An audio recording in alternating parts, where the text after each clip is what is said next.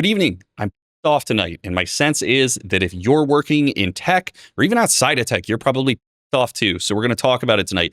I don't have a script. I got some notes scrawled down in my notebook. Let's get to them. First off is the state of tech over the past couple of months. It's all up. It's all up. All of a sudden, OpenClaw is being used by people that have no business writing code. No business. All of a sudden, Claude Code and Cowork are being used by people that have never opened up an IDE before in their life. They don't even know what that means. They don't even know what that is. And all of a sudden, everybody is using this, and there are just no guardrails. There are no guardrails. I'm rooting for it to blow up. Here's what I'm rooting for in 2026. I'm rooting for massive data breaches. I'm rooting for people's personal information to accidentally get out there. I'm rooting for bank account logins to get out there by people that around and found out by using these new tools without understanding the underlying tech that goes beneath it. And if you think I'm gatekeeping, you. This is not gatekeeping. This is about giving fully automatic weapons to toddlers. This is about giving the nuclear footballs to drunkards. And if you think I'm gatekeeping, say, oh, Dr. J, you're so elitist because you know how to code. I wouldn't go out there if I had an electrical issue. I wouldn't go out there and start tinkering with the electrical box. I'd flip a fuse on and off. That's the most that I'm going to do.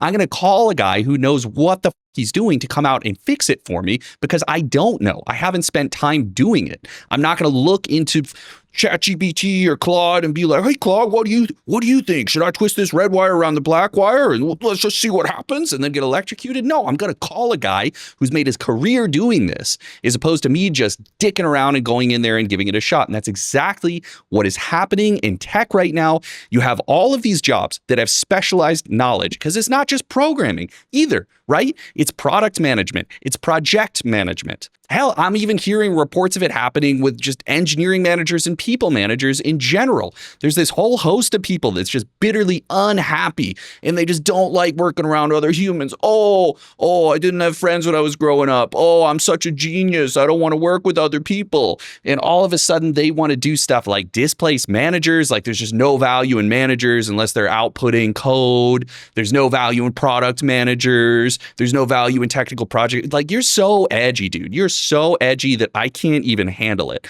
And I don't care. I think that hopefully you're going to fuck around and find out. You're going to fuck around and find out. Just like with the electrical box example, I twist two wires wrong. I'm electrocuted. I'm dead. My heart stops. Okay. That doesn't happen to an electrician. I go in and I repair the plumbing in my bathroom. I get a leak. I destroy my whole house. There's water damage everywhere. That's because I'm not a plumber. I'm not going to do it. I'm not going to take Claude's advice on how to repair plumbing in my house. I'm going to know where my ignorance ends and I'm not going to do it. And this is a little bit harder in software because the ramifications of this are more abstracted. They're more abstracted, right? Because software can kind of limp along, a little bit broken. It's virtual. We don't see it.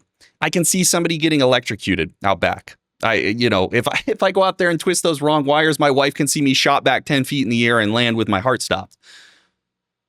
If you release a bug in a production in software, if your monitoring's not good, or even if it is, it's like you can't point at where is the software? It just kind of exists out there in the ether. There's nothing physical we can point to. And that's the issue that we're going to start running into. And now we're going to have all of these crazy security blowups. And again, I think it is a good thing. I think this is a feature, not a bug, because these people need to learn. These people need to learn that, yes, technological progress happens. It happens. We get better all the time. We find new ways of doing things, but you can't just have a paradigm shift overnight. And the reason people think this, I'll tell you, the reason people think this is just an ever-present myth in Silicon Valley is people's get hard thinking about transhumanism and how we're going to get to replace humans. I've even heard these feckless, sackless, dumb pieces of say stuff like, I'm excited for the computer to replace me. I'm excited for the computer to do my job. What the is wrong with you? What the is wrong with you? Genuinely asking. If you feel that way, how about you comment below and tell me what the is wrong with you? Okay? I think everybody in the comments would really like to know. But the whole industry is different overnight. I think everyone can admit that. The whole industry is different overnight. You have people with very little experience or people that maybe coded 10 or 20 years ago, some to-do app, and they haven't written production code in years. Maybe they've worked at a couple no-name companies that nobody gives a about, that haven't pushed real software, haven't done real innovation, and all of a sudden these people are the experts. They're the experts, and they don't realize what I realize in software engineering and what you all realize in software engineering if you've been working in that space or even if you've been working outside of it. And guess what? If you're not in tech, if you're not a software engineer, this is going to apply to you. Maybe not today, but very soon, my friend, very soon, this is also going to apply to you. So listen up and listen well. Most of the hard things about hard things have nothing to do directly with the hard thing. Most of the hard things about the hard things have nothing to do with the hard thing. If I pay an electrician to come out, I don't know what an electrician charges per hour. Let's say they charge like $150 an hour. He comes out and I got my wire twisting problem out there, right? We got to twist some wire that does the thing. I don't know because I'm not pretending to be an expert because I'm comfortable with who I am. I don't need to pretend like I know everything, like people that are pretending like they know how to code and write software now. So I have a guy out here for my wire twisty problem, right? He twists the wire. He spends maybe 30 minutes and his flat rate, his lowest rate is that I got to bill you for the full hour. I came out here and everything. That's the best word for it. If I looked at that guy and I'm like, well, what do you mean? You just twisted a wire. You're going to charge me $150? I'm sure some low IQ idiots say that, but I would never say that because I know I didn't pay $150 for the wire to be twisted. That's the alleged hard thing, right? The hard thing about the hard thing isn't related to the hard thing. The thing that's hard about that is the 10 years he was an apprentice before he could even twist wires on his own. He was watching guys for a year, for multiple years. He was figuring out how to do this. He was working with people that knew how to do it well. Maybe he saw somebody get shocked. You know, he has that experience. He's a human being. He's seen how this gets done. He's seen how you twist wires on a house versus a big barn versus I don't even know what else, like a commercial space or something. Like that guy has knowledge. That guy has knowledge, and that's not replaced overnight by something that doesn't have a body. And I'll tell you, he's putting his body out there. He could get shocked. Claude can't get shocked. ChatGPT can't get shocked. They are incorporeal. They do not have bodies. They do not have emotions. They do not have lived experiences. What I'm paying that guy for is his lived experience, okay, what he's been through. And yes, emotion is a part of that. Maybe that guy has a couple of kids at home. And so he's not just going to like la-da-da, like, you know, out to lunch while he's twisting these wires. He's double checking. He wants to go home. He doesn't want to get shot 10 feet in the air, heart stop, people laughing at him. He wants to go back home to his family. So he is going to take that experience, that emotion. You know, he has that experience. He's seen people do it. He's done it a billion times, but also that emotion. Like, you know, I have to lock in. I have to focus, even though this is a simple task, because I want to go home. That's emotion. That's emotion. That's healthy emotion. And you have this whole host of people that are just, again, they're just like, the best word for it is just really just sad people. They're sad people. There's a lot of sad people in the world, and the AI stuff is just really bringing them out of the woodwork. It's just making people more of themselves. If it's doing one thing, just like power does to anybody, it makes you more of yourself for better or worse. And it's worse right now for those sad people out there. Those sad people think that every career, every discipline could be crunched down into the numbers, the standardized test. Do you have the certification? Well, did you know that ChatGPT can actually do PhD level research? It doesn't matter if you have a PhD anymore. We have ChatGPT. It can do PhD level research. Didn't you know that? They only care about the qualifications, the quantifiables, the yes or no, the binary. These people are idiots, and they're sad, and they're taking that sad piece of themselves out that's just feels like, you know, maybe they never developed a skill, maybe they never got good at the thing they wanted to get at, and they are taking it out on you and me. They're taking it out on you and me. They're taking it out on the electrician, they're taking it out on the plumber, they're taking it out on the software engineer, they're taking it out on the product manager. We are all in this together, and we are all the punching bag for those people right now. It's sad, and I'll tell you what you get if you do that for a long enough amount of time. I worked for a man not that long ago. I'm not going to say his name, not going to say where it was, but I worked for a man. He had 2 kids. This guy was a genius. I do not use that term lightly. I've only worked for one genius in my entire career. I've only met a couple and this guy was a genius, absolute genius. There's no other better word for it. And he had a kid. And I worked with him while his kid grew up. This kid kept growing up. And he was really stoked to tell me because I was about to become a father. I was about to become a father, and I talked to him, and I'm like, how's it going? Like, what should I know? What should I do? Well, what's your advice? New father, first time, never done this before, never even held a baby before I held my daughter in my arms.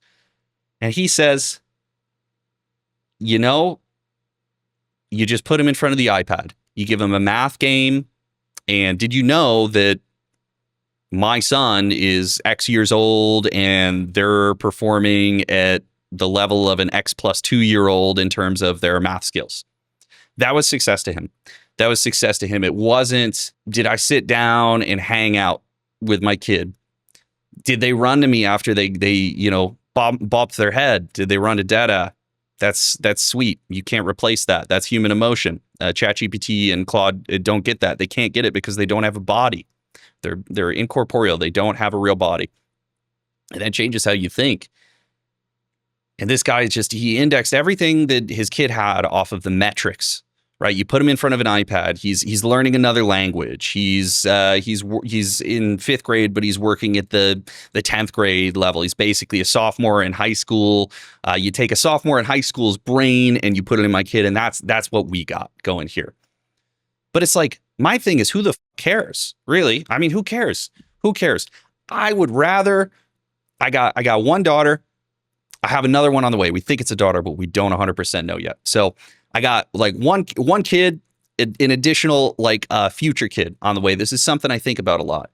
And I think would I rather have her crush like the ACT or college entrance exam?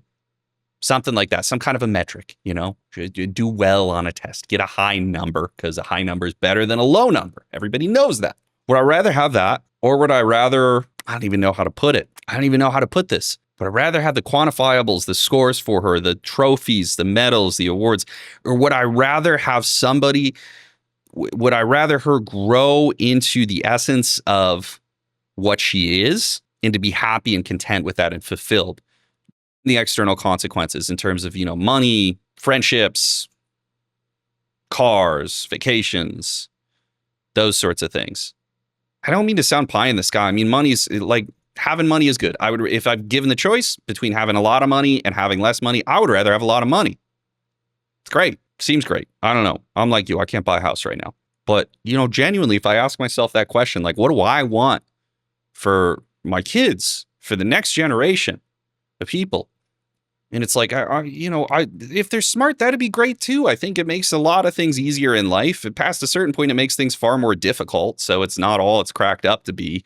If all other things are equal, it'd be great if they were smart. It'd be great if they make a lot of money. It'd be great if they have an easy life. But more than that, I want them to just be at peace, and comfortable with who they are.